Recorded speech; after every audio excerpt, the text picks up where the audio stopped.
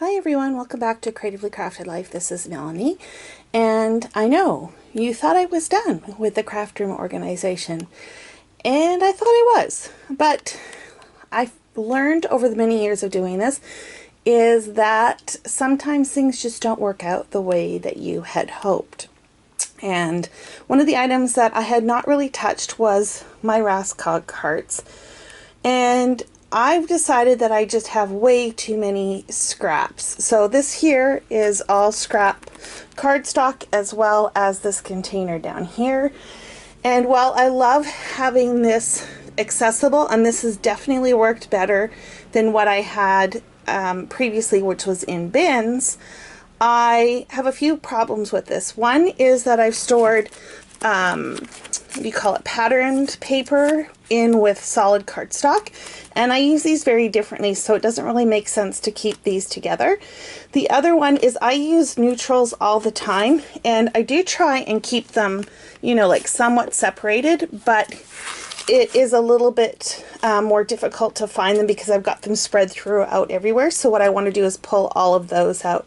And then what I'm hoping to do is a series. I don't know how long it's going to be. I'm saying series because I think it's going to be more than one video that I'm going to call something like Scrap Busters, or, you know, use your scraps, that kind of thing. And I'm going to show you some different ways that I have come up with to reduce my scrap bin to hopefully, and I'm going to move you over to the desk, show you what size of container I would like to keep my scraps contained within.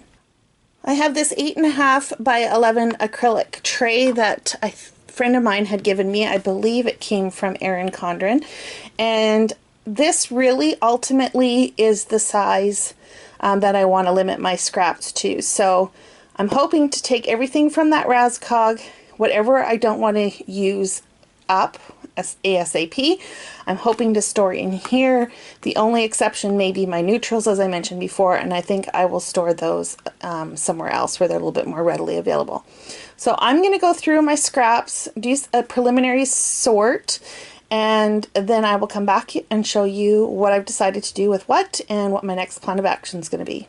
Okay, so I've done an initial sort. This is the acrylic tray I was telling you about, and I have all my plain cardstock scraps in there. I don't know how well you can see that. There we go. So this fits perfectly, but it is full, which means I need to start using these. Hopefully this series will help with that. I have to find a home for this. This tray here is all my neutral cardstocks.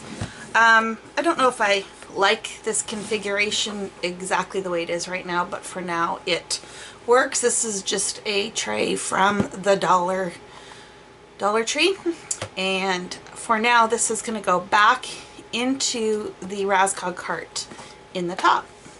What I'm left with are some larger scrap pieces and an 8x8 pad. These I consider still good enough sizes for scrapbooking, so I need to come up with a solution for that. And then I have all my pattern cardstock trimmed down to various sizes. I am going to go through this next, and I'm going to pull out any cardstock that I don't think I'm going to use, because some of these patterns I just don't care for, and pull out any Christmas stuff because I need to start making Christmas cards pretty soon. So that's the next plan. So I think you can see all my pattern cardstock. I'll check back in with you once that is done. Okay, so I have a pile of scraps here that I will deal with in the next Scrap Buster episode. These are all my Christmas type of scraps, so I'm going to sort through these and get them ready for making Christmas cards. And then this is all that's left of pattern cardstock, and I have a few ideas of what I want to do with these to kind of break them down even further. So not tons, but there's still enough.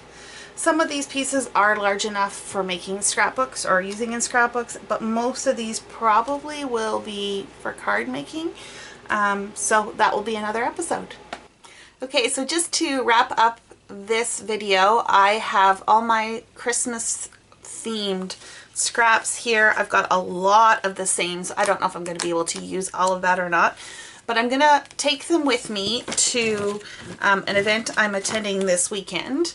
It's put on by Kathy Rakusin and Lawn Fawn. It's part of her Color Challenge road trip.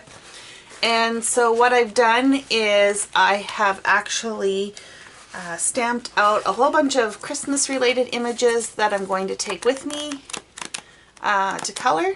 There's no way I'm going to color all of these, but you never know what you feel like coloring. So that's what I'm going to do. And hopefully these will inspire my color choices so that when I come back, I can quickly put together some cards.